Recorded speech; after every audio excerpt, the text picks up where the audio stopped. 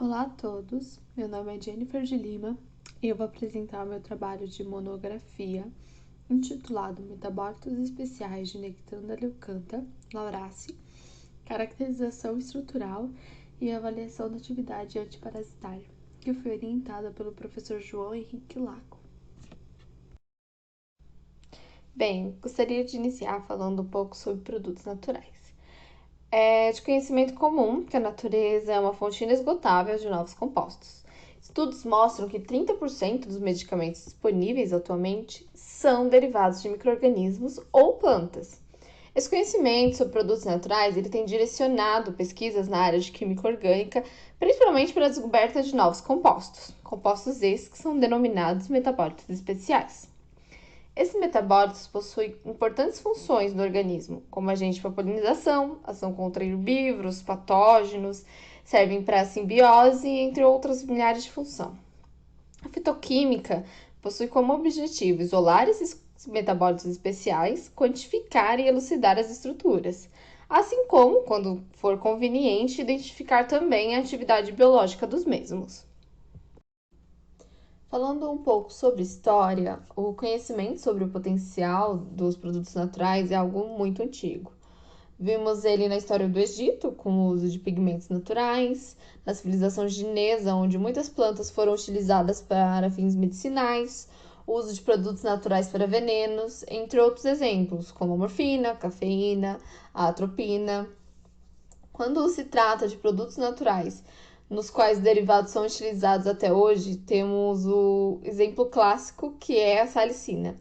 A modificação estrutural da salicina resultou no ácido salicílico, que era utilizado no tratamento de artrite reumatoide, e posteriormente, a partir do ácido salicílico, foi obtido o ácido acetil salicílico, que é utilizado até hoje como analgésico.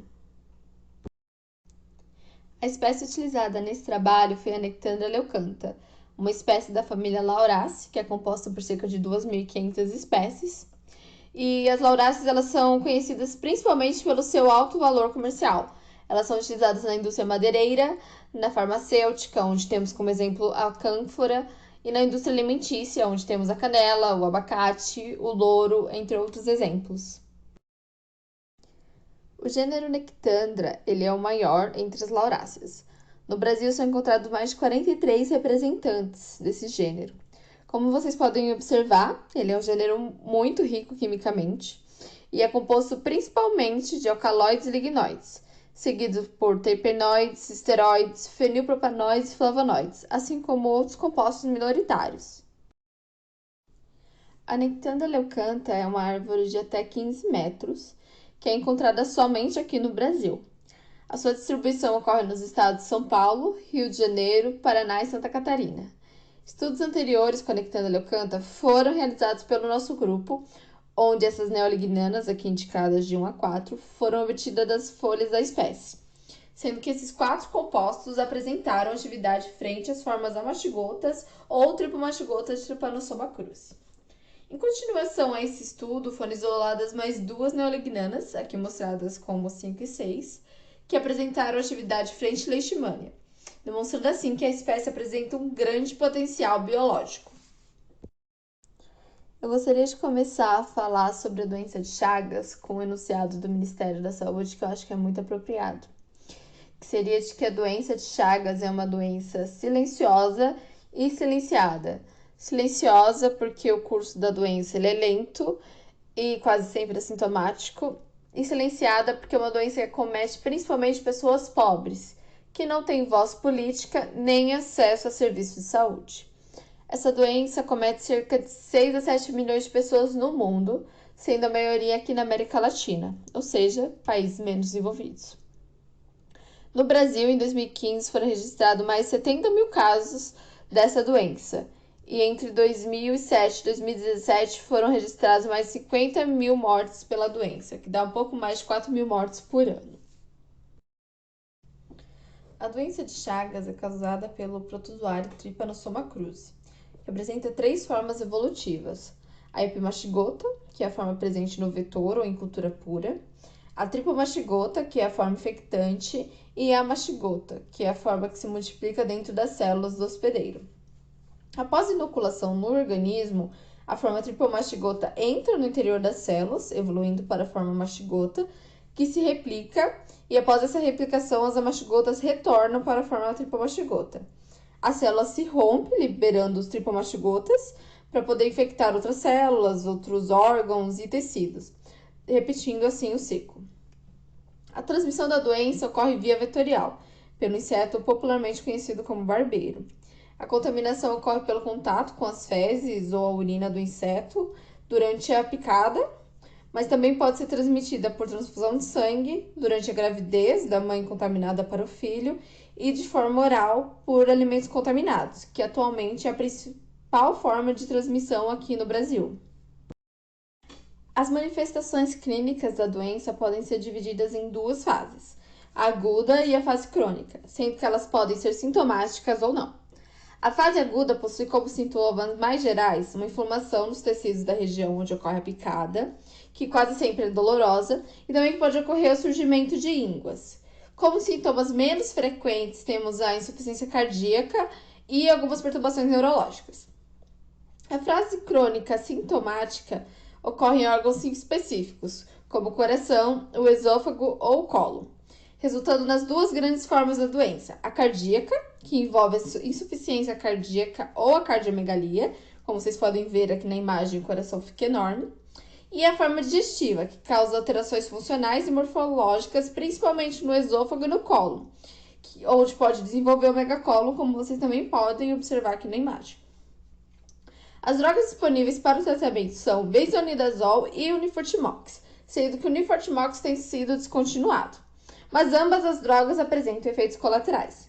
O unifortimox apresenta uma perda de peso, náuseas, vômitos e cólicas, enquanto o benzonidazol produz dermatite, edema, febre, dor muscular, depressão da medula óssea, parestesia e outros sintomas.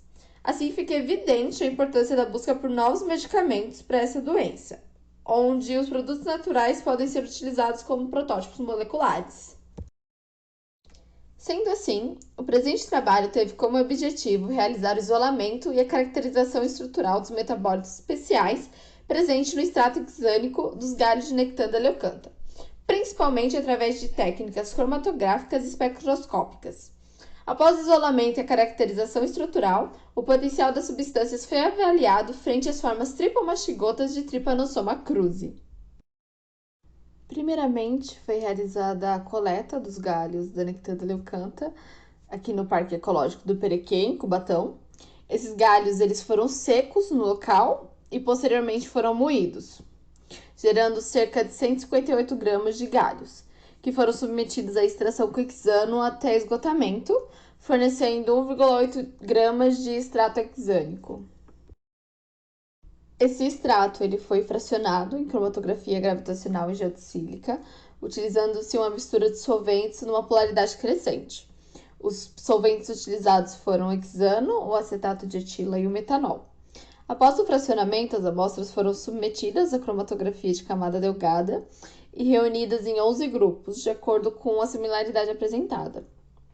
Esses grupos foram submetidos a RMN de hidrogênio, onde foi possível inferir que o composto 1 encontrava-se puro nos grupos 3, 4 e 5, enquanto o composto 2 foi isolado somente no grupo 2. Os compostos isolados foram enviados ao Instituto Adolph Lutz para a realização dos ensaios antiparasitários. Para a determinação da concentração efetiva, as formas tripomastigotas foram isoladas de camundongos e foram utilizadas para infectar células epiteliais. Os compostos foram diluídos em DMSO e aplicados em diferentes concentrações no meio de cultura. Então foram incubados com os tripanossomas por 24 horas. Posteriormente, adicionou-se a resazurina, que é utilizada para determinar a viabilidade dos parasitas, e incubou-se as placas novamente por mais 20 horas. A leitura das placas foi realizada por absorvância. Utilizou-se nesse teste como controle positivo o benzonidazol e como controle negativo as células não tratadas. A citotoxicidade foi avaliada em células do tecido conjuntivo de camundongo. As células foram incubadas com os compostos numa diluição seriada por 48 horas. Na sequência, adicionou-se a resazurina e incubou-se por mais 20 horas, sendo que a leitura das placas também foi realizada por absorbância. Primeiramente, o espectro de RMN de hidrogênio do extrato hexânico foi registrado, a fim de se avaliar a composição química do mesmo. É possível observar a presença de um simpleto no deslocamento de 1,26, que é referente aos materiais graxos, simpletos em 3,83, 3,86 e 3,89, que são referentes a metoxilas, dois multipletos no deslocamento de 5,07 e 5,96, referentes aos hidrogênios de duplas ligações, e sinais entre 6,27 e 6,92, que é uma região característica de anel aromático. Com base nesses resultados, foi possível sugerir que esse extrato é composto por derivados de uma das classes dos lignoides. No espectro de hidrogênio do composto 1, é possível observar dois dupletos, aqui marcados como 7,7' e dois multipletos, aqui marcados como o 9,9' e 8,8', que são referentes às cadeias alílicas.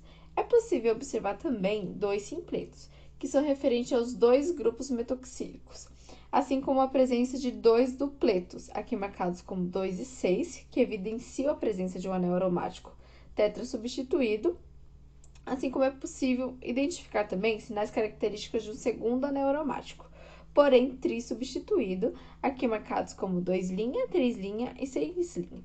Sendo assim, o espectro obtido se mostrou idêntico ao da literatura e permitiu a identificação do composto 1 como sendo o dihidrodiogenol B. Esse composto foi identificado previamente nas folhas de Nectanda leucantha e apresentou atividade frente à Leishmania donovani. O espectro de RMN de hidrogênio no composto 2 apresentou como única diferença em relação ao espectro do composto 1 a presença de três simpletos, aqui num deslocamento de 3,8 aproximadamente, que são referentes às três metoxilas aqui observadas. Dessa forma, a estrutura desse composto foi identificada como metildeihidrodiogenol B, cuja ocorrência foi descrita pela primeira vez nos extratos das folhas de Nectanda leucantha pelo nosso grupo de pesquisa, uma pesquisa anterior. Os resultados obtidos nos ensaios antiparasitários frente às formas tripomastigotas de Trypanosoma cruzi permitiram observar que o composto 1 apresenta uma atividade moderada, enquanto o composto 2 se mostrou inativo. Os ensaios de citotoxicidade frente às células mamíferas de NCTC mostraram que os compostos 1 e 2 não apresentam citotoxicidade na concentração máxima testada.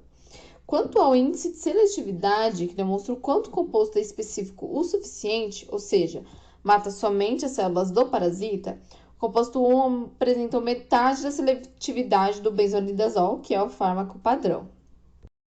Frente a esses resultados e considerando-se as estruturas moleculares de ambas neolignanas, é possível observar que a metilação do composto 1 na posição C4 do anel aromático, que gera o composto 2, resultou na perda da atividade anti-Trypanosoma cruzi, evidenciando que a presença do grupo fenólico é crucial para a atividade observada.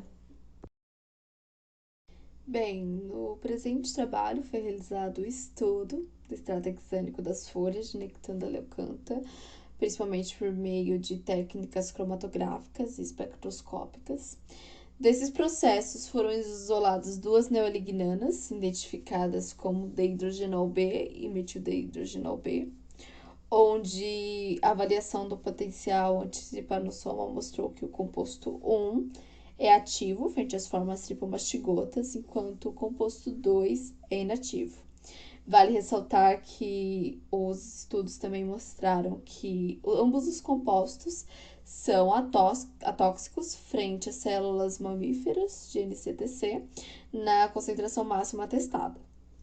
Sendo assim, esse estudo sugere que a presença do grupo fenólico ele é crucial para a atividade observada, o que permite inferir que o dehidrogenol B pode ser utilizado no desenvolvimento de futuros protótipos moleculares para a obtenção de novos medicamentos, especialmente para o tratamento da doença de Chagas.